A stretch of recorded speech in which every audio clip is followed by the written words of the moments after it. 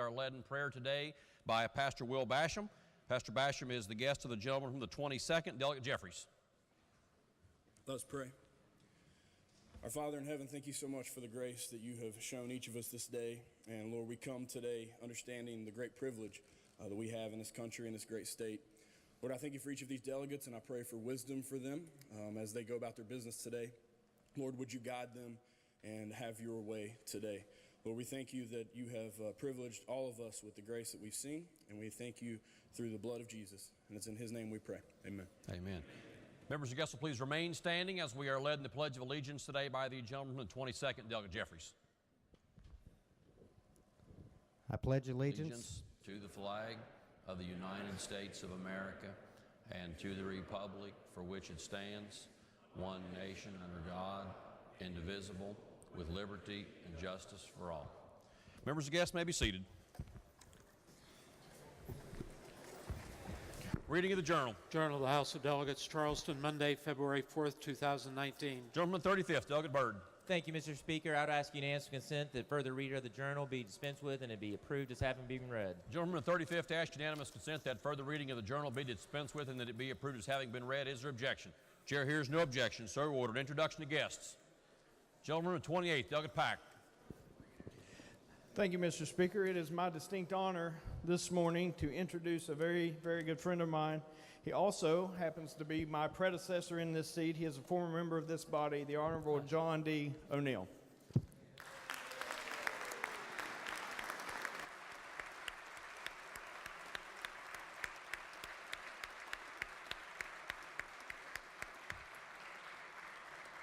Gentleman 28th, Delegate Cooper. Thank you, Mr. Speaker. It is also my pleasure and honor on behalf of Jeff, our delegate from the other delegate from the 28th, and myself to introduce Marshall Hepner and Jeff Lyons from Summers County. If they would stand up in the North Gallery. Jeff is our chairman of our party, and Marshall is pretty active in everything we do around there, so we're glad to have him. Please make him welcome.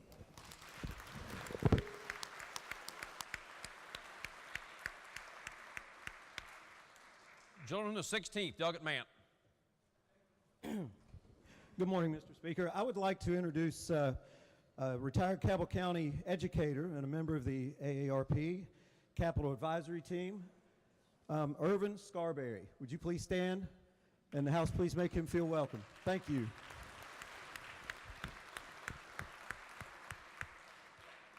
Gentleman the 27th, Delegate Schott. Thank you, Mr. Speaker. Today is Mercer County Day, and those of us who represent Mercer County here are pleased to have a delegation of our business and community leaders who are visiting the Capitol and hearing from our legislators as well as administrators and others and sharing the incredible things that are happening in West Virginia's Southern Gateway. Each of you should have received or will receive an informational bag along with some candy and 2 tickets to a local ball game, which we hope you'll be able to take advantage of, either the Bluefield Blue Jays or the Princeton Devil Rays, and a visitor's guide so you can plan your visit to Mercer County this summer. Our event is organized by the Chamber of Commerce of the Two Virginias, which is a new chamber here in Mercer County representing a merger between the Greater Bluefield Chamber of Commerce and the Princeton-Mercer County Chamber of Commerce and our Mercer County Convention and Business Bureau. Several local businesses and organizations are sponsoring today's events. I'll ask those individuals who are in the North Gallery to stand. Please make them welcome.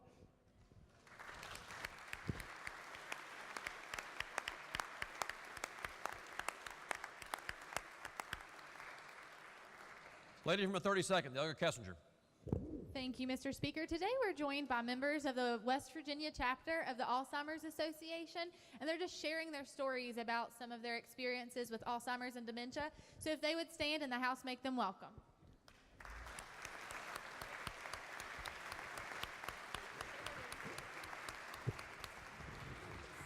Gentleman the 48th, Delegate Miley. Thank you, Mr. Speaker. On behalf of all of the delegates from the 48th District, we have students down here for Youth and Government Seminar, and chaperoning that group is Heidi Griffith, Jason Haynes, Chris Ann Diaz, and Gabe Rhodes. If they would all rise and let the House make you feel welcome, they're in the rear gallery.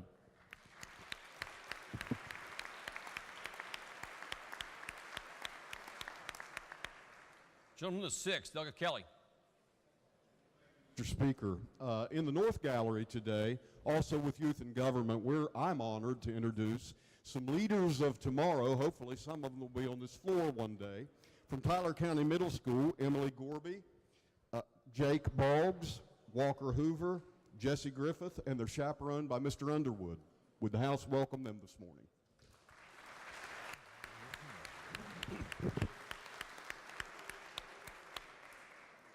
Lady in the 32nd, Douglas Staggers. Thank you, Mr. Speaker. Sitting in the West Gallery so they can be closer to heaven, I have some beautiful ladies in chartreuse from active Southern West Virginia, Erin Reed, Melanie Silas, and India Krasik. Would you stand and everyone give them a good hand?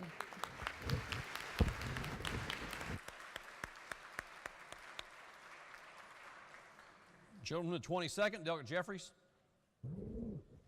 Thank you, Mr. Speaker. Also here for Youth and Government Day is many students from Putnam County, Hurricane Winfield Polk and George Washington 8th grade students being chaperoned by Debbie Goff and Bill Yates. If they would all stand and the House make them welcome.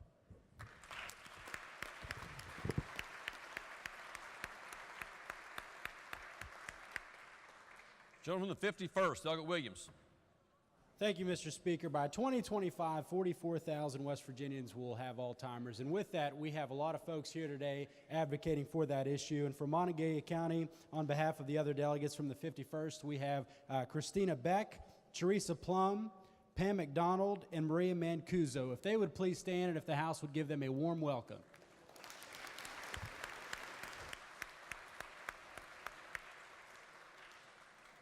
Gentleman in the 44th, Delegate Hannah. Thank you, Mr. Speaker. Today I have with me in the North Gallery my mother, Judy Hanna, my father, Chuck Hanna, and my sister, Angie Singleton. If they would please stand and the House would make them feel welcome.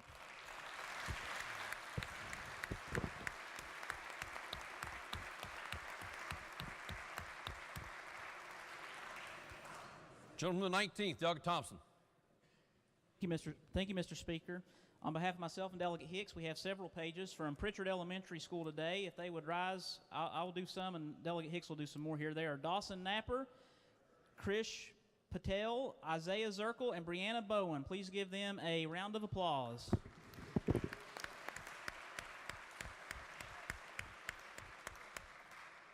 Gentleman 19th, Delegate Hicks.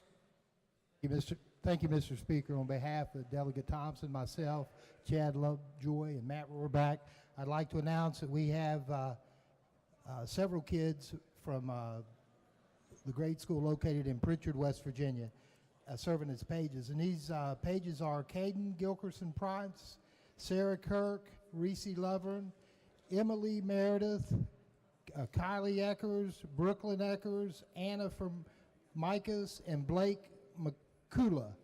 If you would, House, please make him welcome.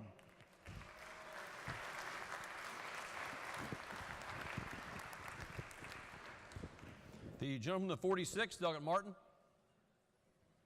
Thank you, Mr. Speaker. In the North Gallery, we have some youth and government students from Lewis County that had came down today. If they would please stand as I announce their name: Zachary Stonecker, Callie Paxton, Zoe Skinner, Alexis Fisher, Josh Thomas, and Wyatt Burns, and they're chaperoned by Mrs. Burns. If the House would please make them feel welcome.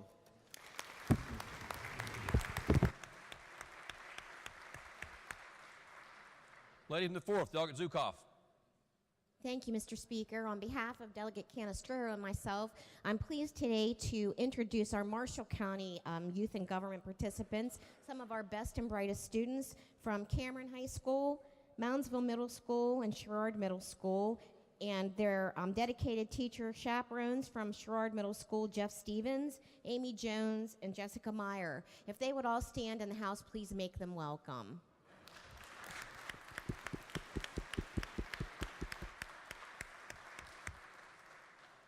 Gentleman in the 24th, Delegate Tomlin.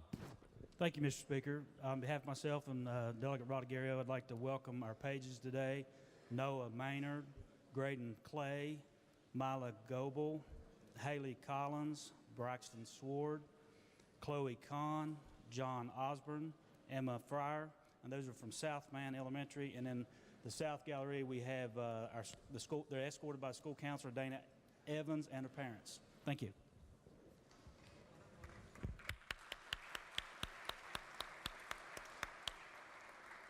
Children, the second, Delegate Desario.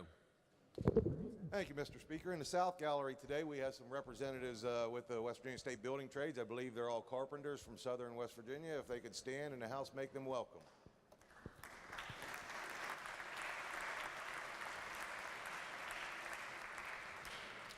The gentleman, 28th, Delegate Pack. Thank you, Mr. Speaker. In the North Gallery, I see my good friend Ms. Leslie Gerald up there, and she is joined by John Quessenberry, Rachel Halstead, and Colleen Broyles. If they would stand and the House make them welcome.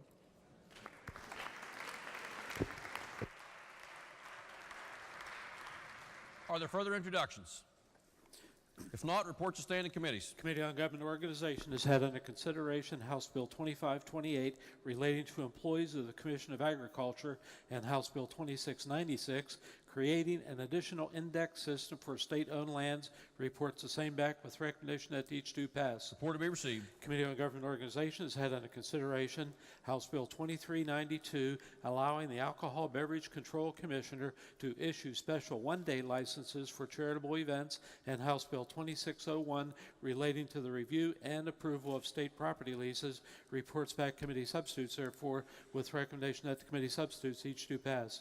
Report to be received. Committee on Finance has had under consideration House Bill 2545 exempting recipients of the Distinguished Purple Heart Medal from payment of the vehicle registration fee, and House Bill 2737 relating to training of State Tax Division employees. Reports back committee substitutes, therefore, with recommendation that the committee substitutes each do pass. Report to be received. Committee on Finance has had under consideration House Bill 2546 excluding from tax equipment installed in a motor vehicle for use of a person with a medical necessity, and Senate Bill 354 expiring funds to balance of Auditor's Office Chief Inspector's Fund. Reports the same back with recommendation that each do pass. Report to be received. Committee on Technology and Infrastructure has had under consideration House Bill 2390 exempting from certain contract and common carrier laws motor vehicles used exclusively in the transportation of railroad personnel. Reports the same back with the recommendation that it do pass, that it be referred to Committee on Judiciary. Report to be received. Bill be referred to the Committee on Judiciary. Committee on Technology and Infrastructure has had under consideration House Bill 2850 relating to qualifications for a commercial driver's license. Reports the same back with recommendation that it do pass, that it be referred to Committee on Government Organization. Report to be received. Bill be referred to the Committee on Government Organization. Committee on Technology and Infrastructure has had under consideration House Bill 2012 establishing country roads accountability with transparency. Reports the same back with amendment with recommendation that it do pass as amended, that it be referred to Committee on Government Organization. Report to be received. Bill be referred to the Committee on Government Organization. Committee on Fire Departments and Emergency Medical Services has had under consideration House Bill 2720 authorizing certain investigators and first responders to carry firearms. Reports the same back with recommendation that it do pass, that it be referred to Committee on Judiciary. Report to be received. Bill be referred to Committee on Judiciary. Committee on Fire Departments and Emergency Medical Services had under consideration House Bill 2439 relating to fire service equipment and training funds for volunteer and part volunteer fire companies, and House Bill 2729 recognition of emergency medical services personnel licensure interstate compact. Reports the same back with recommendation that each do pass, that they be referred to Committee on Government Organization. Report to be received. Each bill be referred to Committee on Government Organization. Committee on Judiciary has had under consideration House Bill 2740 barring a patient from inheriting from a child in certain instances. Reports back committee substitute, therefore, with recommendation that the committee substitute do pass. Report to be received. Committee on Judiciary has had under consideration 2365, clarifying the definition of an employee for the purposes of unemployment compensation and workers' compensation. Reports back committee substitute, therefore, with recommendation that the committee substitute do pass. Report to be received. Committee on Judiciary has had under consideration House Bill 2746 relating to administration of estates, House Bill 2759 providing for the ancillary administration of West Virginia real estate owned by non-residents by affidavit and without administration, and House Bill 2815 raising the value of goods or chattels that are taken in a larceny to constitute a grand larceny. Reports the same back with recommendation that each do pass. Report to be received. Committee on Agriculture and Natural Resources has had under consideration House Bill 2716 relating to motorboat lighting and equipment requirements. Reports the same back with the recommendation that it do pass, that it be referred to Committee on Government Organization. Report to be received. Bill be referred to the Committee on Government Organization. Committee on Agriculture and Natural Resources has had under consideration House Bill 2709 relating to hunting licenses. Reports the same back with the recommendation that it do pass, that it be referred to Committee on Judiciary. Report to be received. Bill be referred to the Committee on Judiciary. Committee on Agriculture and Natural Resources has had under consideration House Bill 2663 exempting buildings or structures utilized exclusively for agricultural purposes from the provisions of the State Building Code. Reports the same back with the recommendation that it do pass, that it be referred to Committee on Government Organization. Report to be received. Bill be referred to the Committee on Government Organization. I got one more.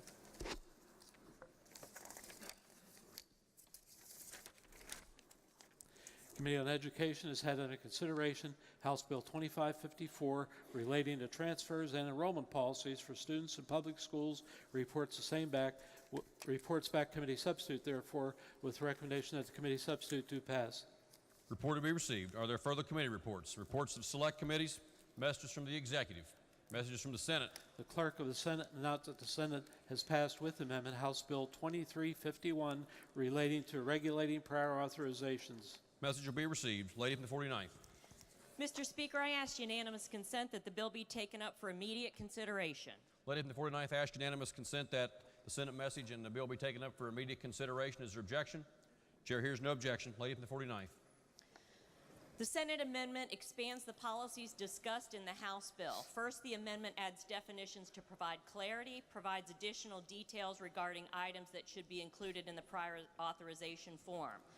The form is using a nationally accredited standard. Both bills provide that health insurers shall accept electronic prior authorization requests and provide that if the health insurer is currently accepting those requests, then the compliance deadline is January 1, 2020.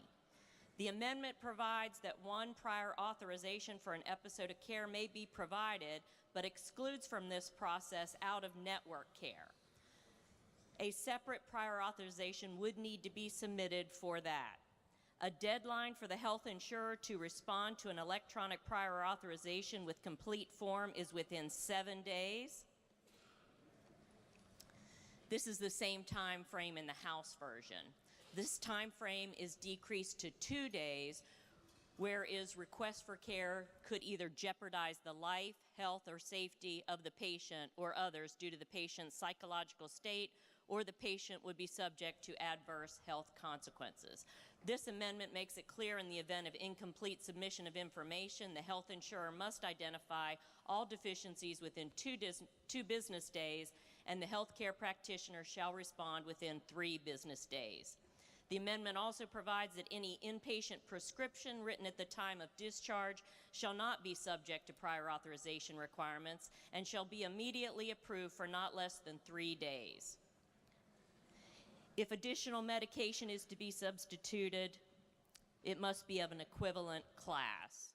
The amendment finally provides that in the event that a healthcare practitioner has performed 30 procedures per year and in a 6-month time period and has received 100% prior approval rating, then the health insurer shall not require the prior authorization for that procedure for the next 6 months. At the end of the 6-month time frame, the exemption will be reviewed prior to renewal.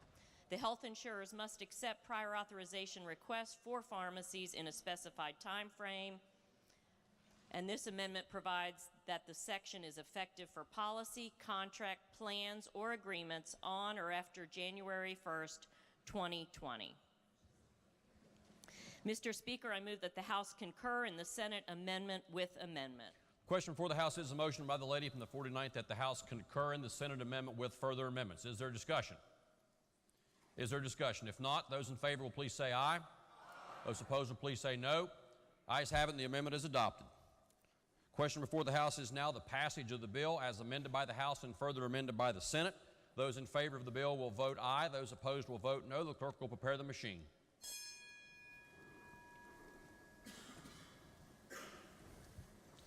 Has every member voted?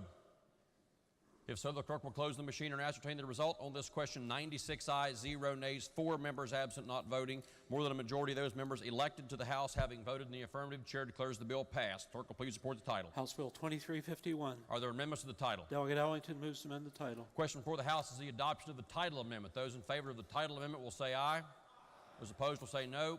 Ayes have it. Chair declares the title amendment adopted. Title as amended by the House will be and remain the title of the bill. Clerk will please communicate the action of the House to the Senate. Request concurrence therein. Further messages. The Senate has passed Committee Substitute for Senate Bill 100, increasing court fees to fund law enforcement standards, training, and expenses. Message will be received. Bill be referred to Committee on Finance. Senate has passed Senate Bill 324, relating to Commissioner of Agriculture employees. Message will be received. Lady from the 49th. Mr. Speaker, I ask unanimous consent that reference of the bill to a committee be dispensed with and that the bill be taken up for immediate consideration and read a first time. Lady from the 49th asks unanimous consent that reference of Senate Bill 324 to a committee be dispensed with, that the bill be taken up for immediate consideration and read a first time. Is there objection? Chair hears no objection. Clerk will read the bill a first time. Committee Substitute for Senate Bill 100. Further messages. Committee Senate Bill 324, relating to Commissioner of Agriculture employees. Bill will be advanced. Further The messages. Senate has passed Committee Substitute for Senate Bill 357, relating generally to Division of Administrative Services. Report will be received. Bill will be referred to Committee on Government Organization. The Senate has passed Senate Bill 358, exempting purchasing division purchases for equipment to maintain security at state facilities. Report will be received. Bill will be referred to Committee on Judiciary. The Senate has passed Committee Substitute for Senate Bill 361, relating to Public Defender Services. Report will be received. Bill will be referred to Committee on Judiciary. The Senate has passed Committee Substitute for Senate Bill 369, relating to generic drug products. Report will be received. Bill will be referred to Committee on Health and Human Resources, then Judiciary. The Senate has passed Committee Substitute for Senate Bill 373, relating to financial responsibility of inmates. Report will be received. Bill will be referred to Committee on Judiciary, then the Committee on Finance. The Senate has passed Senate Bill 377, relating to minimum wage and maximum hour standards. Report will be received. Bill will be referred to Committee on Judiciary. The Senate has passed Committee Substitute for Senate Bill 389, allowing developmentally disabled persons purchase-based hunting license. Report to be received. Bill will be referred to the Committee on Agriculture and Natural Resources, then Judiciary. The Senate has passed Committee Substitute for Senate Bill 398, relating to compensation for senior judges. Report to be received. Bill will be referred to Committee on Judiciary, then the Committee on Finance. The Senate has passed Senate Bill 399, relating to compensation for senior magistrates. Report to be received. Bill will be referred to Committee on Judiciary, then the Committee on Finance. The Senate has passed Committee Substitute for Senate Bill 451, comprehensive. Yes, gentleman from the 55th, Delegate Spinagle. For what purpose does the member seek recognition? Mr. Speaker, pursuant to House Rule 57, I move to postpone indefinitely Senate Bill 451. I request the right to explain my motion, the right to close my motion, and I request the yeas and the nays. Question before the House is, we'll first receive the report. Report will be received. Question before the House is the motion by the gentleman from the 55th that Senate Bill, the committee substitute for Senate Bill 451 be postponed indefinitely. Question before the House is the gentleman's motion. Are there members who wish to speak to the passage of the motion? Gentleman from the 55th. Thank you, Mr. Speaker. Last year, we had a 9-day work stoppage. And it caused a lot of problems throughout the state of West Virginia. And frankly, there's not a whole lot of trust out with our teachers, our school service personnel throughout the state of West Virginia. They don't trust the legislature. Now, I don't know about you all, but I have received literally hundreds of emails, telephone calls, and they're referring to this bill as Mitch's retaliation bill. Labor unions are getting ready to do a work stoppage all because of this bill, because it was slammed through the Senate and shoved over here to the House. So the Senate has basically poured gasoline out on our public education system, and the House of Delegates have we have two options here how we're going to proceed throughout the rest of this session. We can strike a match, set it on fire, we can go through what we did last year, or we can douse it out right now and put it to an end. If you vote yes on this motion, you are putting out the fire. Put it out. Put everybody at ease. Because the longer this goes on, and it's not the head, it's the grassroots. Last year, it was a grassroots effort that pops up all over the counties, and they're going to be down here and this thing spirals out of control. There's no need for that. Now, we would eliminate the imminent threat of a work stoppage. It's a reasonable way to do this. There's no need to govern by crisis the way the Senate wants to do. Get everyone all jerked up, send it over here, this pig of a bill, and ask us to try to clean it up to stop a work stoppage. Yesterday, my good friend from the 36th tried to offer an amendment. And the argument that was set forth by the education chairman and the whip was we should send clean bills, in essence, over to the Senate. So let me just go through some of these House bills that are sitting up in Education Committee right now that deal with Senate Bill 451. Open enrollment, House Bill 2554. Maximum teacher pupil ratio, House Bill 2824. Clarifying job duties and responsibilities of school counselors, House Bill 2391. Modifying legislative intent to the school calendar, House Bill 2433. Teacher input on student promotion, House Bill 2766. Compulsory school attendance, we got two bills sitting up in House Education, 2549, 2620. Public school support, 2328, 2397. Modifying the foundation allowance and county basic foundation, House Bill 2593. Education of exceptional children, House Bill 2122. Education savings accounts, House Bill 2002. Salary increases for teachers and school service personnel, House Bill 2635. Salary equality among counties and county salary supplements for teachers, House Bill 2013. Allowing employment, promotion, and transfer decisions of professional personnel to be made on qualifications, House Bill 2093. County administrators become at-will employees, 2639. Now, granted, there is not a charter school bill that has been introduced in this body. Maybe that's because this body thinks that's a poor idea to suck public funds out of public education and transfer it to private companies. Likewise, there is not a levy bill that is set forth here, maybe because we don't have to give more money back to our public education systems by raising taxes on our people to give these private companies. Those two aren't here. But you know what? Our majority leader has notified everybody in here, you have to the end of this week to introduce bills. So if you feel so strong and so passionate about these charter schools, drop a bill. You want to raise people's property taxes? Drop a bill. Now, some people in here take the impression, I don't believe this, but they say, well, we can't do this because the governor's going to veto it. And we can't do this because the Senate's not going to agree with it. And that persuades some people in here. That doesn't for me. But if it does persuade you, the governor's already going on record saying he's going to veto this bill. So at the end of the day, this bill is a pig. I don't care how much lipstick you're going to put on it. You're not going to make it any prettier. You're not going to change the public's perception of Senate Bill 451. And so we should vote to postpone indefinitely and go ahead and put this pig to slaughter. Thank you, Mr. Speaker. Lady from the 49th. Thank you, Mr. Speaker. On the Senate side, we heard about how this bill was rushed through. Now we have an opportunity to send it to several committees, and we don't want to do that. So I move that the motion to postpone indefinitely Senate Bill 451 be tabled. Question before the House is the lady's motion that gentleman from the 50th for a point of order. Thank you, Mr. Speaker. Just for my reference and the member's reference, if I want to continue to discuss the motion by the gentleman from the 55th to postpone indefinitely, I must oppose the majority leader's motion. Is that correct? That parliamentary inquiry is correct. That would be gentleman is correct. That would be a no vote. Yeas and nays, Mr. Speaker. Thank you. Yeas and nays have been demanded on the motion by the lady from the 49th that the motion to postpone indefinitely be laid upon the table. Is the demand sustained?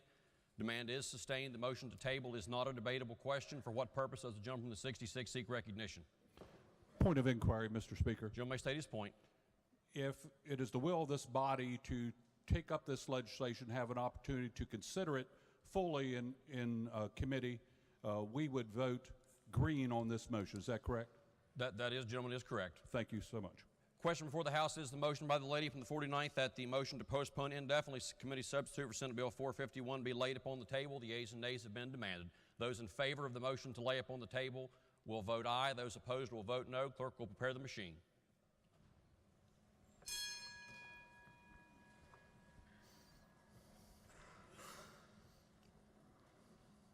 Has every member voted?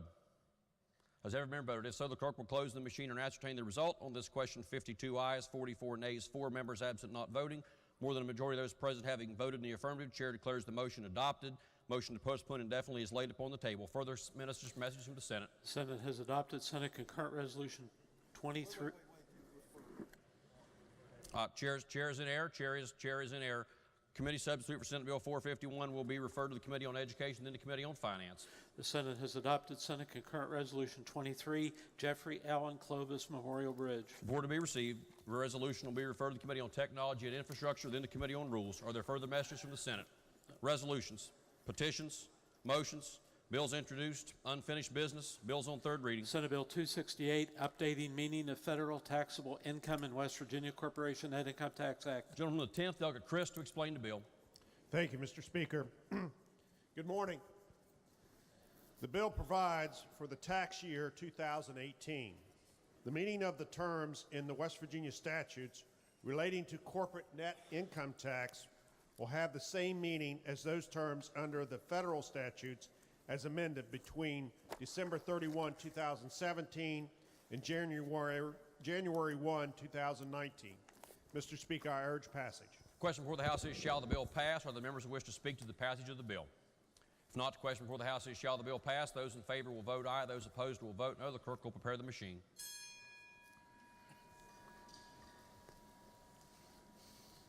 Has every member voted? If so, the clerk will close the machine and ascertain the result. On this question, 96 ayes, 0 nays, 4 members absent not voting. More than a majority of those present having voted in the affirmative, Chair declares the bill passed. Clerk will please report the title. Senate Bill 268. Are there amendments to the title? If not, title as read by the clerk will be and remain the title of the bill. Lady from the 49th. Mr. Speaker, I move the bill take effect from its passage. Lady from the 49th moves that the bill be made effective from passage. Those in favor will vote aye. Those opposed will vote no. The clerk will prepare the machine.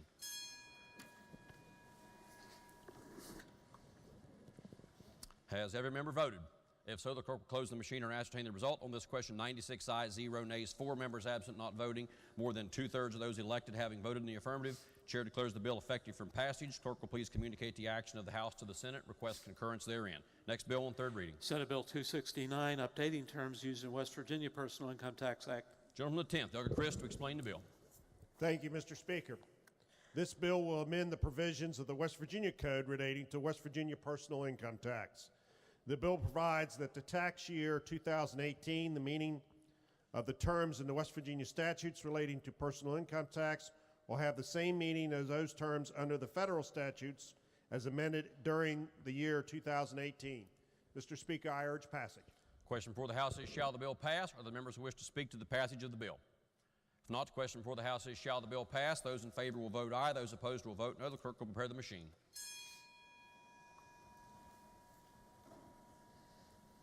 Has every member voted?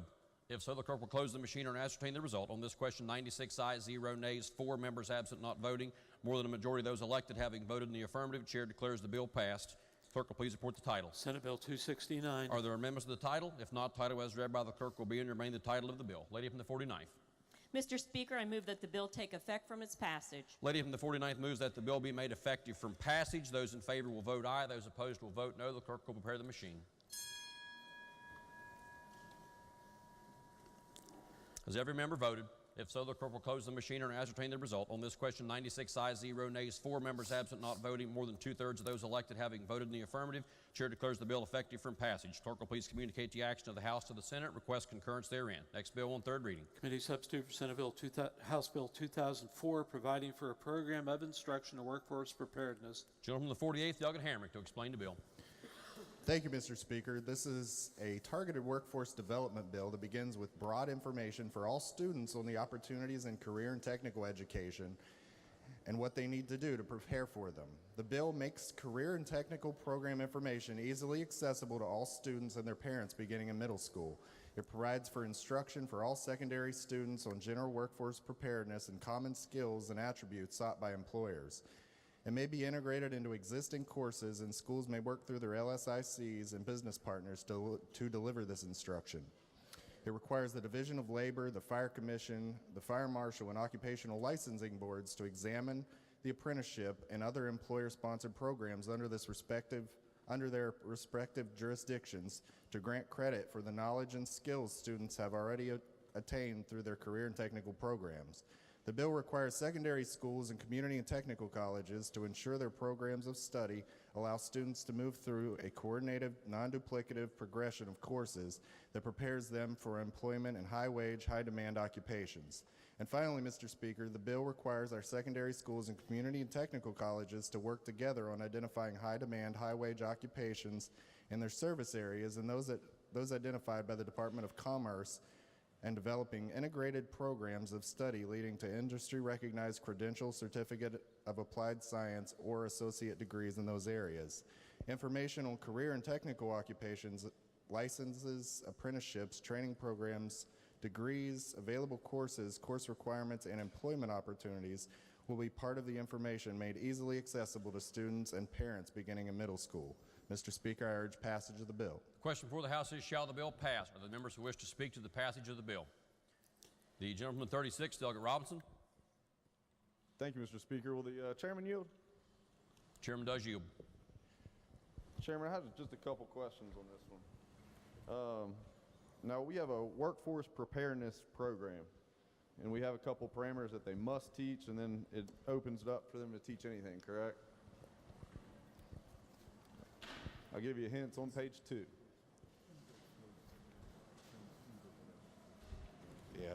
Yeah, so the program is designed to integrate those things into the courses that are available. What grade do we start that in? Yeah, it's stated as secondary schools in the bill, so that's beginning of middle school. Okay, and high school. Just in high school? Yeah, that's when the program begins. When do our career and technical courses begin? When can our students start taking advantage of that?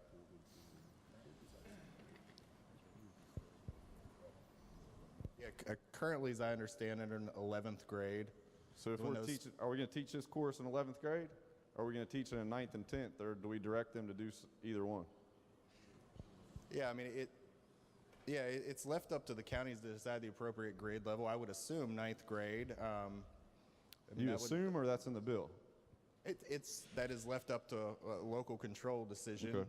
But yes, that would be. I mean, in my view, that would be the appropriate step. What coursework do we implement this into? Like, does this go? Sorry, I didn't hear what you said. Sorry. What course does this information go into? I mean, are we going to stop social studies one day and start teaching resumes? Yeah, it allows the local school system to make that decision. To make that decision? Do we have, are we giving them more time to teach this? I mean, we're discussing actually in the bill that just came across, it sounds like we want to make a big reformed education. Is it going to be difficult with all those changes to try to implement more coursework into already full courses that if we're ranked 47th, maybe we're not teaching enough to get through coursework? Is that going to be difficult? I mean, that sounds like your opinion. I don't know. I think that's something we were leaving up to the local counties to decide. Are the counties able to put more time in the day? No, sir. Okay. Or I mean, they could in the school day, but no. I mean. So yesterday we discussed an amendment, and it was too restrictive to give them an extra course with a full period to teach something, but we don't think it's too restrictive to give them just extra coursework to fit into. You know, we were talking about the Civil War yesterday, but today I'm going to show you how to interview. You don't think that's tough? I mean, like I said, it's left up to the counties to make that decision. Now, the workforce needs, it says we're going to make them easily accessible. What's easily accessible? I mean, again, I think that's a definition that would have to be defined. Open to local control, right? By the local school system. How are they dispersing it now? Because they collect it now. How do they disperse it? I mean, the Board of Education and the Department of Commerce has that information. How do they get it out now?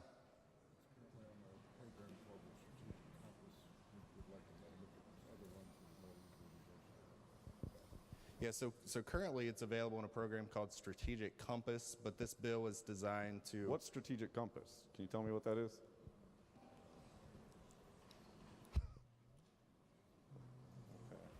Okay, yeah, so it's an electronic system that's available through the Department of Commerce.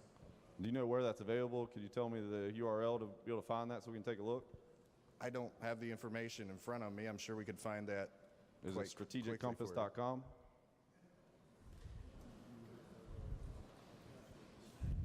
Now, I'm gonna move on. Yeah, We'll find that. It's a program, or it is a program, council informs me, it's a program that does require a username and password to access that system. Now what? Now we're dispersing this information to kids, but they have to give a username and password to get in to even be able to see it? That's what it is currently, so we're trying to make that easier. So we're gonna take the username and password off of it. That's all that part of the bill does. I mean, it allows the county boards to disperse that information Okay, to the the students. consortia. Yep. Mr. Speaker, they are not allowing the questions to be answered. You ask a question, he tries to answer it, he's not allowing him to complete a sentence. Chair will allow some latitude in questioning, but we'll ask of decorum of all members. Please proceed. Now, the other section, it looks like there's a consortia. Is no one doing that right now? No, Yeah, sorry, neither I or council were able to understand what you said there. I don't know if there's something wrong with the audio today, or sorry, could you repeat that? Pages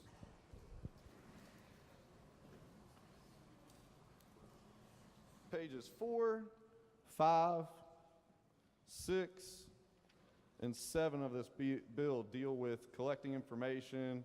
The community colleges, fire marshal, Department of Commerce, CTCs, Fire Commission, they're supposed to, I mean, they have a long list of things they're supposed to do. Is no one doing these things now?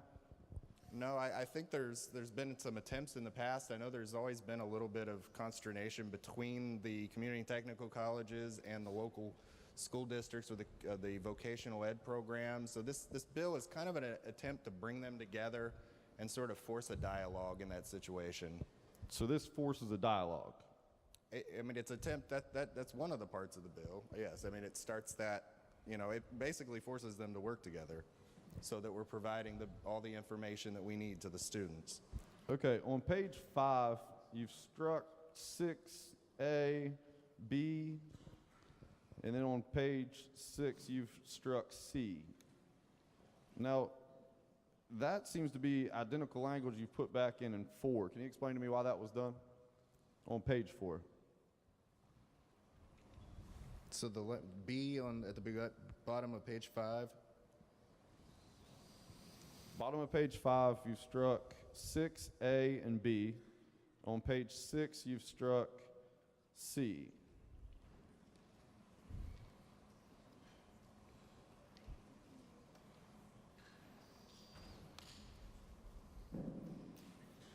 All right, just a moment. Will we have council look at that real quick?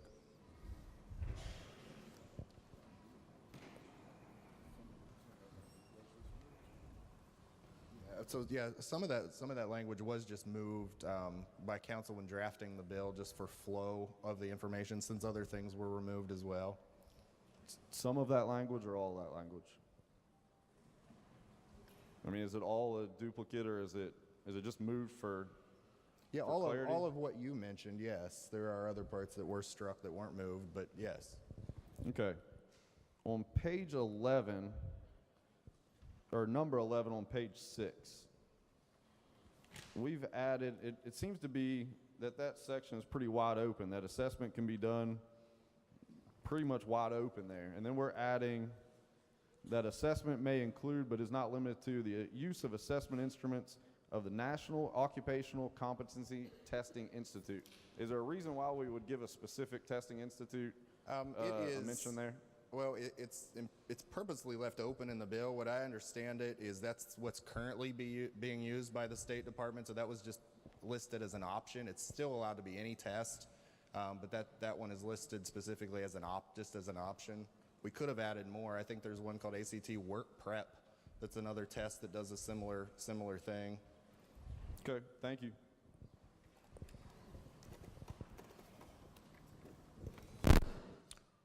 Are there other members who wish to speak to the passage of the bill? If not, does the gentleman wish to close debate? If not, the question before the House is, shall the bill pass? Those in favor will vote aye. Those opposed will vote no. The clerk will prepare the machine.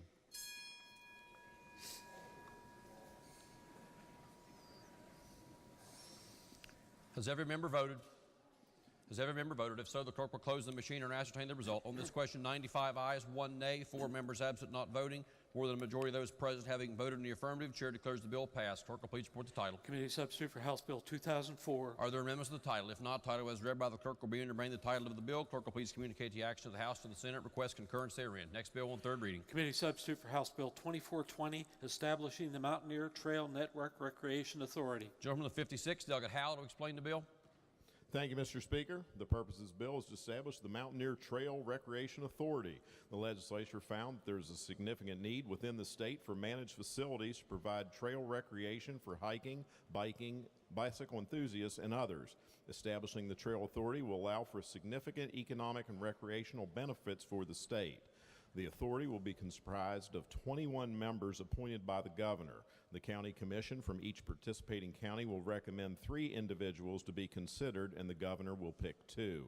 Additionally, the bill provides rules for operation, which will include financial review and oversight, powers and authority of the authority, criminal penalties, purchasing and bidding procedures, and civil remedies for unlawful purchasing contracts. The committee substitute adds Barber, Grant, Mineral, Randolph, and Tucker counties to the authority. It adds the requirement for a member to be appointed that represents tourism. Additionally, the committee substitute provides that the Mountaineer Trail Authority is established to provide additional opportunities by creating a contiguous trail system that connects to the Chesapeake and Ohio towpath. Mr. Speaker, I urge passage. Question before the House is, shall the bill pass? Are there members who wish to speak to the passage of the bill? Gentleman from the 21st, Delegate Dean. Thank you, Mr. Speaker. Will the chairman yield? Chairman does yield. I just want to verify, this is only for bicycles and hiking. It does not include ATVs, UTVs, motorcycles, no motorized vehicles, correct? It is only for non-motorized vehicles. They are specifically prohibited. Okay, thank you. Are there other members who wish to speak to the passage of the bill? If not, the question before the House is, shall the bill pass? Those in favor will vote aye. Those opposed will vote no. The clerk will prepare the machine.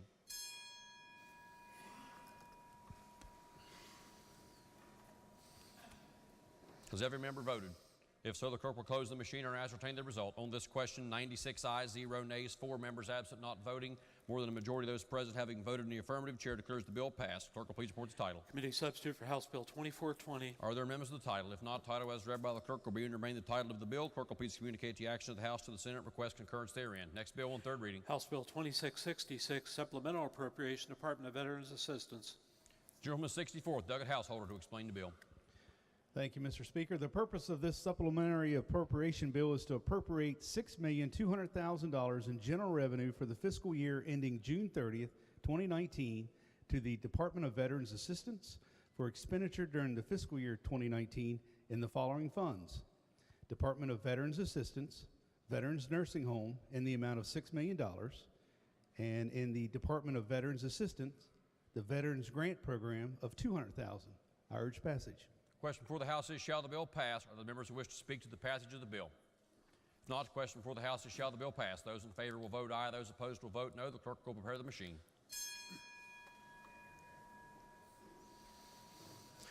Has every member voted?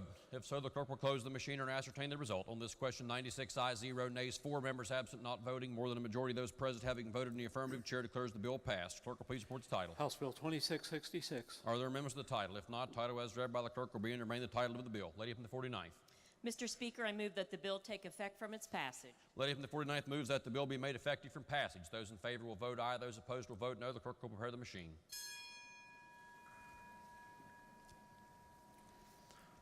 Has every member voted? If so, the clerk will close the machine and ascertain the result. On this question, 96 ayes, 0 nays, 4 members absent not voting. More than 2/3 of those members elected having voted in the affirmative, chair declares the bill effective from passage. Clerk will please communicate the action of the House to the Senate. Request concurrence therein. Next bill on third reading. House Bill 2668, supplemental appropriation, Department of Administration, Public Defender Services. Gentleman from the 64th, Douglas Householder, to explain the bill. Thank you, Mr. Speaker. The purpose of this supplementary appropriation bill is to appropriate $15,300,000 in general revenue for for the fiscal year ending June 30th, 2019 to the Department of Administration for expenditure during the fiscal year 2019 in the following fund: Public Defender Service, appointed counsel fees of $15,300,000. I urge passage. Question before the House is, shall the bill pass? Are there members who wish to speak to the passage of the bill? Gentleman from the 32nd, Douglas Fast. Thank you, Mr. Speaker. I obviously want to urge passage of this bill, and in doing so, remind the members, although this bill doesn't help, it has been 30 years since court-appointed panel attorneys have had a raise. 30 years. Let's pass this, and then let's pass another bill. Take care of that. Thank you. Are there other members who wish to speak to the passage of the bill? If not, the question before the House is, shall the bill pass? Those in favor will vote aye. Those opposed will vote no. The clerk will prepare the machine. Has every member voted? If so, the clerk will close the machine and ascertain the result. On this question, 96 ayes, 0 nays, 4 members absent not voting. More than a majority of those members elected having voted in the affirmative, chair declares the bill passed. Clerk will please report the title. House Bill 2668. Are there amendments to the title? If not, title as read by the clerk will be and remain the title of the bill. Lady from the 49th. Mr. Speaker, I move that the bill take effect from its passage. The lady from the 49th moves that the bill be made effective from passage. Those in favor will vote aye. Those opposed will vote no. The clerk will prepare the machine.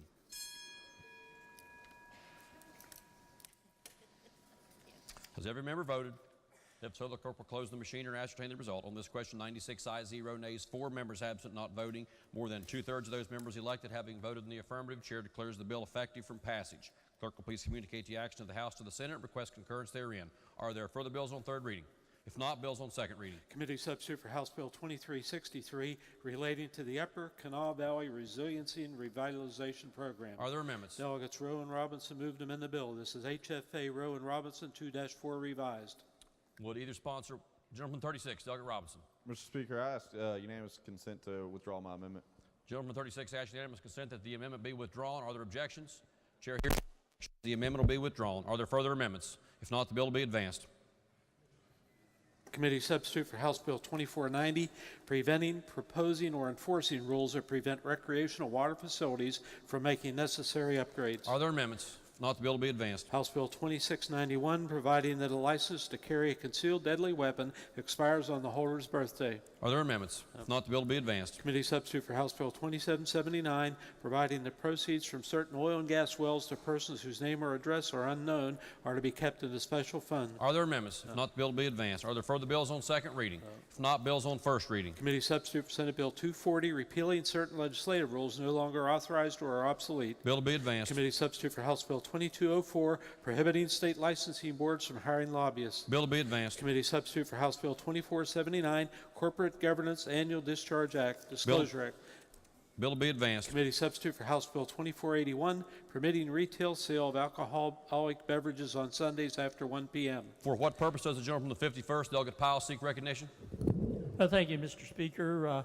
This bill is similar to House Bill 2121 that I introduced earlier in the session, and I would like to ask unanimous consent to be added to this bill as a sponsor.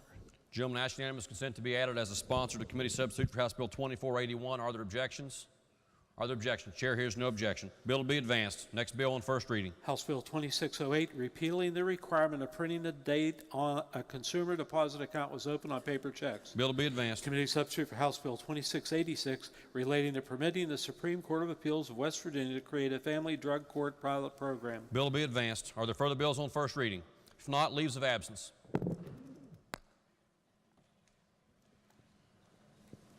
Lady in the 49th. Thank you, Mr. Speaker, for our colleagues in Brown, Kump, Storch, and Worrell. Are there objections to leaves being granted? Chair hears no objections. Leaves will be granted. Remarks by members of the House. Gentleman from the 66, Delegate Espinoza. Thank you, Mr. Speaker. Just briefly, just wanted to remind folks that we just have a few days left to sign up for the Speaker's Dinner.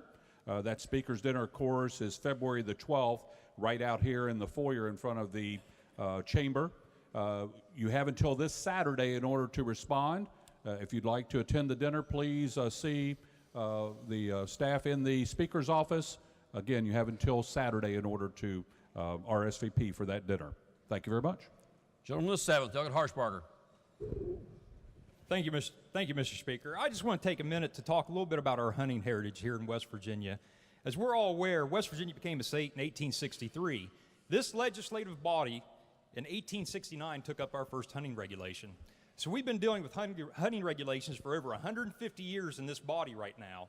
And as we do have big fish to fry occasionally, as we do this year, but I'm sure over the course of the last 150 years there's been some big fish to fry also. But the hunters and our sportsmen of this state has appreciated the time we have put to pass some bills that are significant to some and insignificant to other. We actually, as a legislative body, created the West Virginia DNR 20 years before we created the state police in this state. So I think if the taxpayers were upset that we were wasting time over the last 150 years, they'd probably voice their opinion about that. But also, I just want to get a little bit of economics to this. This right here is my hunting and fishing license that I purchased this weekend. One, there's a statement on there, we tie child support to that. So if they're delinquent on their child support, they're not going to be able to enjoy our outdoors. Also, a little bit of economics on this. Southwick Associations did a study, and hunting and fishing brings in $422 million of revenue to this state annually. With multipliers, they bump it up to about $522 million. That means approximately 5,300 jobs created every year, part-time and full-time, that are supported by our hunting and fishing outdoor activities. It also means $35 million in state and local taxes. So just not besides the economic side of this, I look at this license and I started thinking, a lot of this time this license means who's going to shoot at the biggest buck, who's going to harvest the most fish. But to me, it means a lot of other things. One, it allows me to spend quality time with my daughter in the backyard shooting her bow and sitting in a tree stand and talking. Two, it has helped me to feed hungry people in our state through the Hunters Helping Hungry program. Also, if you've ever had an opportunity to take a child from a broken home that doesn't have parents out to the woods and just teach them what nature's about and what being a good person of the woods is, about what we are so blessed to have in front of us, it really hits home with a lot of people. I've been involved with children that have disabilities. They come from a broken home. Just last week, we had the foster care bill. The day we passed that bill, I had a gentleman come to my office and said, he said, I've got 4 foster kids that I've engaged them into hunting as part of their therapy to get back into society and develop their social skills. Also, we use hunting as an avenue for our veterans, our military veterans, to treat PTSD. And a quote from an avid bow hunter, which is a military veteran suffering from PTSD, he said, medicine comes in many different forms. This hunt was by far the best prescription I could take. When I was hunting, I was at peace. So just not the game of taking animals. There's so much involved with our hunting and fishing heritage in our state. We have created programs around this state to engage kids in bow hunting in our schools. We get them off our street. They're used for drug rehabilitation to keep our kids and people off the street. So just wanted to point a few things out about our hunting and fishing heritage in our state. And also, with recently be appointed the co-chair of the Sportsman's Caucus, I'd like to also invite everybody to the legislative breakfast tomorrow morning at 7:30. Even if you're not a hunter, please come and just hear what these guys have to say, the programs they're involved with, and your attendance would be very much appreciated. Thank you, Mr. Speaker. The gentleman of the 48th, Elgin Hamrick. Thank you, Mr. Speaker. I'd just like to comment briefly on some of the remarks that we heard earlier from the gentleman from the 55th and the motion that was voted on earlier today. Anyone that knows, the members of this legislature and the members of this leadership team know, and I'm going to tell everyone here today, that there is no intention of any retaliation or retaliatory measures by this legislature for any reason whatsoever, let alone in this bill that we're discussing today from this House. No matter what you see, maybe the actions of another body of this legislature may be, that is clearly not the intention moving forward in the House. So just today, I just ask you to trust me and trust the members of our leadership today to make changes that are necessary, to leave the good parts in this bill and maybe remove the parts that give us a little bit of heartburn, the members of both parties of this body, as we move forward, let this bill work through the committee process, and hopefully by the time it comes out, it's something that can get bipartisan support on the floor of this House. So just again, thank you, Mr. Speaker. The gentleman with 36, Delegate Rowe. Thank you, Mr. Speaker. I think we've had perhaps some history today in this legislative body. It's my opinion that our legislative body, the House and the Senate, is the greatest decision-making process in the world. And one of the reasons is because of the committee structure and the way that we proceed with ideas that become bills that then are tested, usually in committees, and then on the floor of one body, and then they have to go over, same ideas, have to go over to the other body with a completely different power structure to look at those ideas and test them. And then they come back over here. If there have been changes, we have to agree or disagree on them and make a decision about it, because every comma, every period, every capitalization has to be exactly the same in the bill in order for it to pass. Now, what we also saw today was a motion to permanently postpone a bill that we got from the Senate that is unusual in my experience of many years to ever see, that any idea that related to education would be included in one single bill. And that is not the way I envision legislative process. We have a specific constitutional rule that says that a bill is to have one object. And there's a reason for that, because we need to deal with each idea individually. And what's beautiful about our committee structure is that the standing committees are subject matter committees. So we have expertise in government organization and in the Judiciary Committee and in finance and different areas. So when we send a bill to a committee in this body, we have 25 members. 1/4 of the body considers that idea as a bill. And then usually there's a second reference and it goes to the next committee. There's another 25 members in this body who review that idea and have an opportunity in a different setting. What kind of setting? Well, usually there are tables. Here in the back, I see the backs of heads. In committee meetings, I see the faces of my committee members and my peers in this body. And that's a different setting. It's informal. It's expert. As to the council, because then we have council that repeat year after year in the judiciary and finance, and so we have expertise on our staff, and we really give a thorough review for those ideas that we turn into bills. I don't think the Senate has done that. I think the Senate, first of all, violated the constitutional requirement of one subject per bill.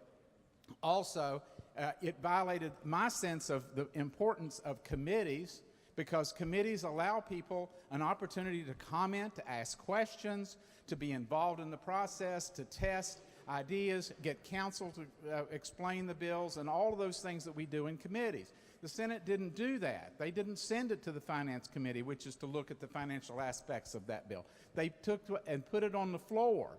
And I think it's very appropriate to have a motion to permanently postpone consideration of that bill because of the nature of the bill and how it got here. Now, I salute the leadership, because once that motion was tabled, the leadership sent the bill to the appropriate committees, education, as I understand, and finance. Those are the committees that ought to be looking at it. So I'm very comfortable today in knowing that the leadership understands and appreciates and plans to proceed in the usual way of doing business in this body, even though we're confronted with something very unusual from the Senate. You know, this process is a direct descendant of Thomas Jefferson. Some say that he got bored when he had to preside over the Senate as vice president, and so he started writing rules. Well, the Jeffersonian rules are the ones that we use in our body today. And we should take great pride in the fact that we are a part of that decision-making process, and that we don't ever want to do anything that would impair it. We want to use our committees for detailed review of ideas that we've got as bills, and we need to also appreciate the fact that as we get along and our members together, that we really should feel some humility as being a part of this process that's continued for over 200 years. And the process started with the beginning of the Constitution. And the real genius of how it works so well is that we have two separate power structures in the two houses to deal with these ideas. And that, ladies and gentlemen, I think is what saves us time after time after time from just the whim and fads that may come through at different times in terms of policy. So, Mr. Speaker, I congratulate you and thank you for signing the bill that's before us to the committees to be reviewed in the normal process, and I look forward to our consideration of this omnibus bill. Thank you, sir. Gentleman to the 60th, Douglas Wilson. Thank you, Mr. Speaker. I'd like to add a little context to the conversation, if I may, about Senate Bill 451. One of the things that we've been asked to do is to listen to all the stakeholders, and I agree. We absolutely have to listen to all the stakeholders. We not only have to listen to them, we have to actively engage them and request information and guidance from them that is pertinent and salient to the discussion here. So, I have, in fact, as the gentleman said, received hundreds of emails from educators asking me to please vote no on Senate Bill 451. Most of them say very much that. Vote no, this is horrible, the children will not receive a decent education, and this is just bad for everybody. I listen to those. I've actually spoken with a number of educators, not only in my area, but across the state. I have engaged doctors of education, PhDs of education, and asked them for their input. And I've engaged all of them and taken seriously their input and considered it. But I've gone beyond that. I've talked to the parents. I've talked to a number of parents. And I will tell you that, as the gentleman said, as the educators have no faith in this body, the parents of this state have no faith in the public education system of this state. And they've made that very clear to me. We need to engage. We need to find a way to ensure that our system works for everybody. And one of the ways that we need to engage and ensure that our system works for everybody is to provide effective and thorough education through a variety of options to the people of this state, to their children. We are required by the Constitution of this state to provide a thorough and efficient education to the children of this state. And as you all know, as we all know, we are failing miserably. We need to engage. We need to listen to everyone, all the stakeholders, not just the ones who happen to work for us as employees of this state. Their voice is important. It's terribly important, but they're not the only stakeholders here. Thank you, Mr. Speaker. The gentleman to the 50th, Douglas Caputo.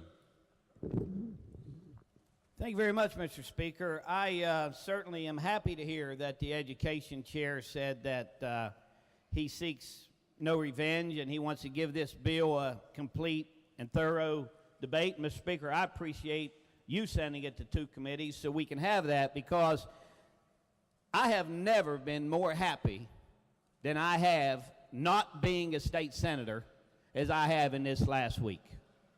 I'm telling you, I have never seen such circus antics played out in the other side of this Capitol as I have seen in the last week. I've been here 23 years, not as long as some, but longer than most. And I know that we have shared and argued and debated different ideas and values on a regular basis. But for a body that has a 20 to 14 majority to form a committee of the whole to avoid a process because the leadership didn't believe they had the votes is just wrong. That's not a majority move. That's a minority move. That's what the minority does to try to get their voices heard. What came out of the Senate the other day is nothing more than revenge politics. Nothing more than revenge politics. Do you know the title of that bill is 3.5 pages long? Education in general? Are you kidding me? We've got turmoil, once again, going on in our education community. As we speak, strike votes are going on in every school in the state of West Virginia. The governor has asked for calm in the education community. I just can't believe it. The gentleman from the 16th talked to us yesterday, and he talked about that bill not having bipartisan support. And he said something that struck home with me. It has bipartisan opposition. And let me tell you one thing I've learned in my years serving in this distinguished body. Usually when you have a bill that's such a lightning rod that you can't get one person from the other side of the aisle to support you, it's probably a bad piece of legislation. We're representative government.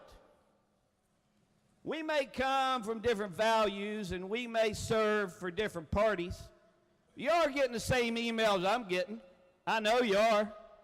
I heard the education chair across the hall saying she got lots of emails supporting this bill. Well, I'd like to see them. I challenge her on this floor today to bring them over here because I want to see them. Because I sure as hell haven't gotten any, Mr. Speaker. I sure as heck haven't gotten any, and I'm sure that most of the colleagues, regardless of what side of the aisle you're on, has not gotten them either.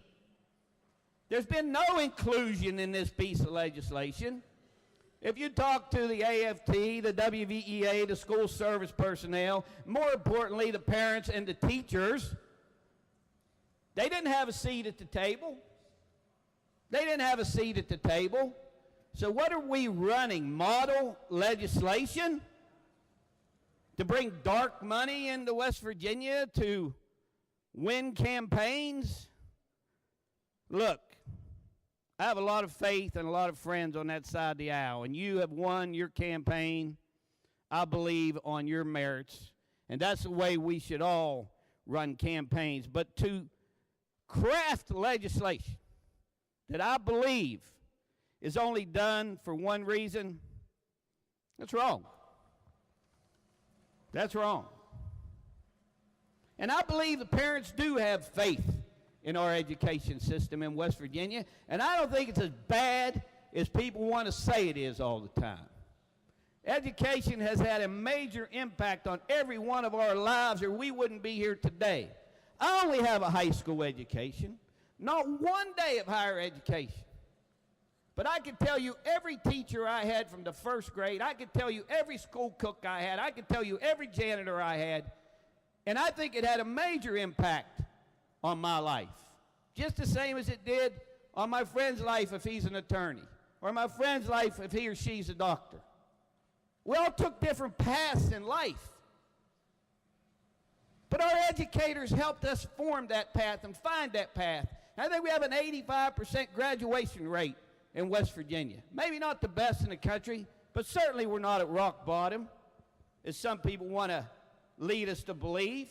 I just get tired of hearing the BS. Let's talk about the truth, and let's let people come to the table and have their say. We can agree to disagree, but we should hear from everyone. No voice should be too small because they didn't give a campaign contribution or they don't have a PAC. No voice should be too small. Now, we made a move today, and I respect the outcome of that, but I think it also sends a message. I think it sends a message to West Virginia that we're not going to play the games that the leadership in the Senate played. And I think that's important. And I think it's important that we send that same message to our educators that we trust every day in the classrooms and our parents that we look to every day. This is not a circus. There's not 3 rings out here with a ringmaster. This is a government by the people. By the people. And the day we lose sight of that, we should take our names off the ballot. That's when our careers as a politician or a public servant should end. So, Mr. Speaker, I trust that you will vet this bill in a fair and efficient manner.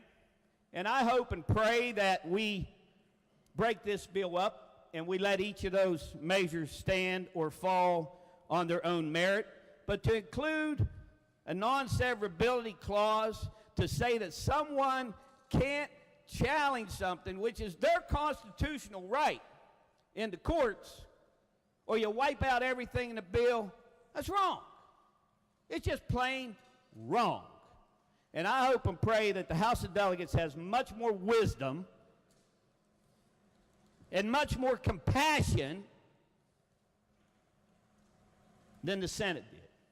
And I rarely call out the other body.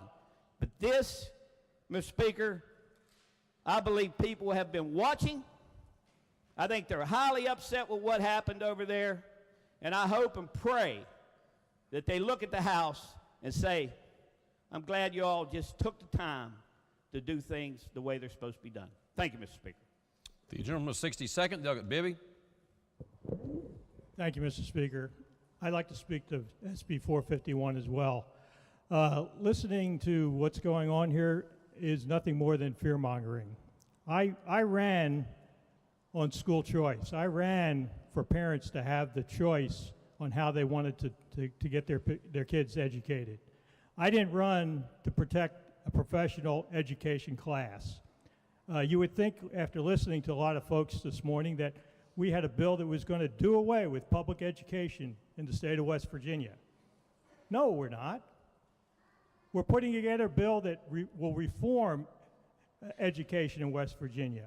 We need to do that because, quite frankly, parents are speaking, and they're speaking with their feet. The population, the school population in public education in West Virginia is going down. Why is that? It's because parents are choosing to do so, either through homeschool or to send their kids to private school or even move out of the state. So to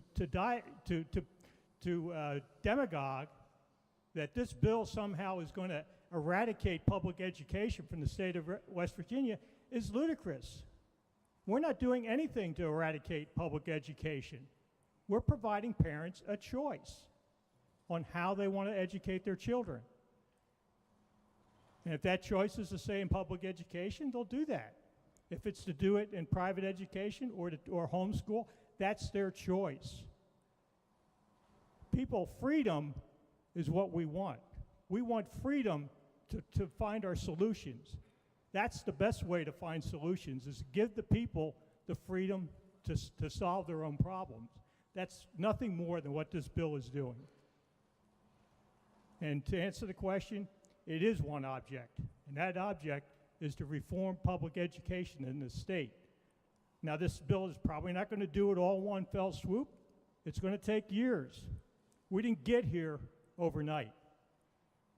We got here over 80 years of neglect and a decline in our public education. And this is not just a West Virginia problem, it's a national problem. But let's get together. We're going to run it through the committees, just like legislative bodies do, and we'll have a good vetting of the bill.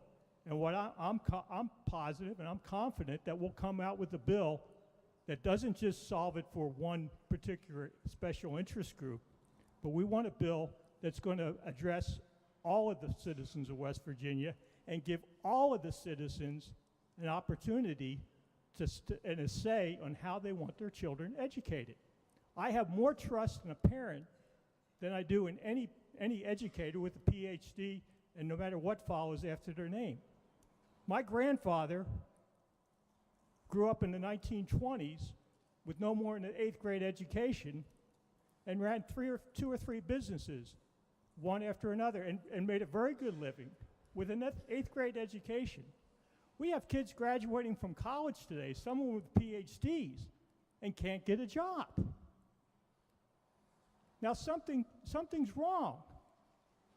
Why is it you could graduate with less than an 8th grade education 80 years ago and be able to do things for your family, and today we get more and more people that come out of colleges and can't even get a job and are on welfare, some of them, okay? So we have to do something, not for us. I had my education. I had a very good education growing up in the 50s. But what we're doing today for our kids right now is absolutely wrong, and we need to make a change. We can't just put our heads in the sand and figure we can just give a pay raise and then go home and think everything is going to be hunky-dory. No. So let's get together, let's work for all of the people of West Virginia and come out with a bill that's going to provide freedom to everyone in this state to educate their kids. Thank you. Gentleman from the 58th, Douglas Coles. Thank you very much, Mr. Speaker. I'm reminded of a little story from today. One day, an old man was walking along a beach that was littered with thousands of starfish that had been washed upon ashore by the high tide. As he came upon a young boy who was eagerly throwing the starfish back into the ocean one by one. Puzzled, the man looked at the boy and asked what he was doing. Without looking up his task, the boy simply replied, "I'm saving these starfish, sir." The old man chuckled, "Son, there are thousands of starfish and only one of you. What difference could you make?" The boy picked up a starfish, gently tossed it into the water, and turned to the man and said, "I made a difference for that one." Mr. Speaker, I think that's where we are today. And I dare you, sir, I dare us to bet for the kids of West Virginia. Bet on them. That's the path forward. Bet on the kids of West Virginia. I challenge our leaders to focus on the kids. A chance, innovation, personalized learning for children, art, creativity. 44 states, Mr. Speaker, have charter schools. Why should our West Virginia children have fewer choices? Why? Now, certainly charters won't change the world. Maybe it'll help one starfish, one child at a time, but charters won't change the world. Local control, flexibility, empowering students, empowering parents, empowering local schools, empowering teachers with the ability to teach in their classroom again. Those are the things that I think will change the world. Mr. Speaker, just a little story, but I think we can all make a difference, and this bill is part of that. Thank you. Gentleman from the 60th, Delegate Wilson. Thank you, Mr. Speaker. I'd like to thank the gentleman for inviting me to re-engage in this discussion by characterizing my comments concerning the lack of faith that parents in this state have in their education system as BS. I'd like to say, sir, that not only have they engaged me and asked me to vote in favor of Senate Bill 451, and I've responded to them that I need to let it work through the process, and there are a lot of things that I have questions about with it.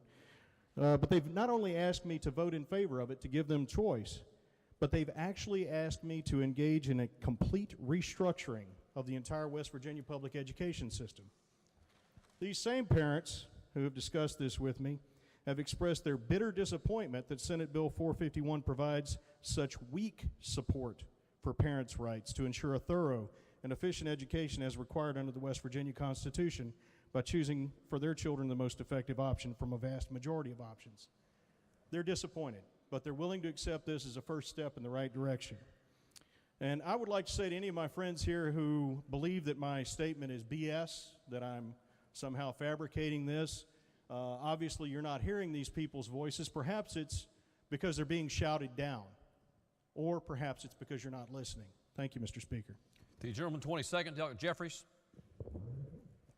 Thank you, Mr. Speaker. I'd like to ask unanimous consent that the remarks from the gentleman in the 7th, the 60th, and the 62nd be printed in the appendix of the journal. Are there objections? Chair hears no objections. Gentleman from the 61st, Delegate Barrett. Thank you, Mr. Speaker. I'd ask unanimous consent that the comments from the gentleman from the 50th, Delegate Caputo, the comments from the gentleman from the 36th, Delegate Rowe, and also the gentleman from the 55th, Delegate Spinagle, on his motion to postpone indefinitely Senate Bill 451, the retaliation bill. Are there objections? Chair hears no objections. Gentleman from the 15th, Delegate Foster. Unanimous consent that all remarks by members be printed in the appendix of the journal. All remarks all day? All remarks in the remarks by members portion. Are there objections? Chair hears no objections. Introduction to guests. The gentleman from the 9th, Delegate Holland. Thank you, Mr. Speaker. Today I want to announce the Doctor of the Day coming to us from the capital city. Welcome, Dr. Tom Linger.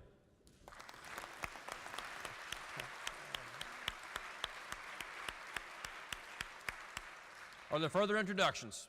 If not, miscellaneous business. Gentleman from the 60th, Douglas Wilson. Thank you, Mr. Speaker. I request advice of the availability of the chamber on February 19th at 8 a.m. for the purpose of a public hearing. Chamber is available. Thank you, sir. Mr. Speaker, I request permission to make an announcement. Chair would ask the member to hold briefly. We'll get to announcements momentarily. Thank you, sir. Gentleman from the 28th, Douglas Pack. Lady from the 49th. Thank you, Mr. Speaker. I move subject to announcements that the House adjourn until 11 a.m. Wednesday, February 6th. Question before the House is a motion by the lady from the 49th that the House stand adjourned until 11 a.m. tomorrow, Wednesday, February 6th, subject to announcements. Are there announcements? Gentleman from the 10th, Douglas Chris. Thank you, Mr. Speaker. Your Committee on Finance will meet Wednesday morning at 9 a.m. to take up legislation. The agenda will be posted. Thank you, Mr. Speaker. Gentleman from the 29th, Douglas Steele. Thank you, Mr. Speaker. The subcommittee on House Bill 2579, the lien priority bill, will meet in the Judiciary Committee room at 1 p.m. today. Thank you. Gentleman from the 35th, Douglas Capito. 9 a.m. tomorrow, Mr. Speaker. The Committee on the Judiciary will meet in the committee room. Agenda will be posted. Thank you. Lady from the 38th, Douglas Graves. Thank you, Mr. Speaker. Your Committee on Pensions and Retirement will meet today at 4 p.m. in the House Finance Room, and the agenda has been posted. Gentleman from the 21st, Douglas Dean. Thank you, Mr. Speaker. Your Committee on Education will meet tomorrow morning at 9 a.m. in the House Education Committee room. The agenda will be posted. Also, Republican members will caucus in the Chairman's office today at 4 p.m. Gentleman 28th, Douglas Pack. Thank you, Mr. Speaker. Your Committee on Government Organization will meet tomorrow morning at 9 a.m. in the Government Organization Committee room. The agenda will be posted. Gentleman from the 16th, Douglas Linville. Thank you, Mr. Speaker. Your Finance Committee work group for the Department of Commerce will meet at 3 p.m. today in the McManus Conference Room. Thank you. Gentleman from the 60th, Douglas Wilson. Speaker, the Judiciary Subcommittee to consider proposals to call a convention of the states under Article 5 of the U.S. Constitution will hold a public hearing on February 19th at 8 a.m. in the House chambers to receive briefings from subject matter experts and to hear public commentary. We invite all members to attend. Gentleman from the 10th, Douglas Kelly. Thank you, Mr. Speaker. Your Committee on Energy will meet today at 2 p.m. in the Judiciary Committee room. The agenda is posted. Republican members of the Energy Committee will caucus today at 1:30 in the Chairman's office. Gentleman from the 41st, Douglas Hill. Thank you, Mr. Speaker. Your Committee on Health and Human Resources will meet today in room 215E at 2 p.m. Republican members will caucus in the Chairman's office at 1:30. The agenda is posted. Gentleman from the 25th, Douglas Painter. Mr. Speaker, your Committee on Veteran Affairs and Homeland Security will meet tomorrow at 1 o'clock in House Ed, and the agenda will be posted. Lady from the 32nd, Douglas Staggers. Thank you, Mr. Speaker. The Democratic members of Health and Human Resources will caucus today at 1:30 in room 230. Thank you. Gentleman from the 50th, Douglas Caputo. Thank you, Mr. Speaker. Democratic members of this House will caucus immediately upon adjournment in the House Gov Org Room 215. Democrats immediately upon adjournment. Gentleman from the 51st, Douglas Hanson. Thank you, Mr. Speaker. The North Central West Virginia Rhodes Caucus will meet today at 4 o'clock in room 252. Are there further announcements? If not, the question before the House Mr. Speaker. is... Yes, lady from the 49th. Rules Committee will meet tomorrow at 10:45 behind the chamber. And the second announcement is the last day to introduce bills is February 12th. Members need to have their bills to bill drafting pre-approved by February 8th for introduction. Are there further announcements? If not, the question before the House is a motion by the lady from the 49th that the House stand adjourned until 11 a.m. tomorrow. Those in favor will say aye. Those opposed will say no. Ayes have it, and the motion is adopted. This House is adjourned until 11 a.m. tomorrow. Hey.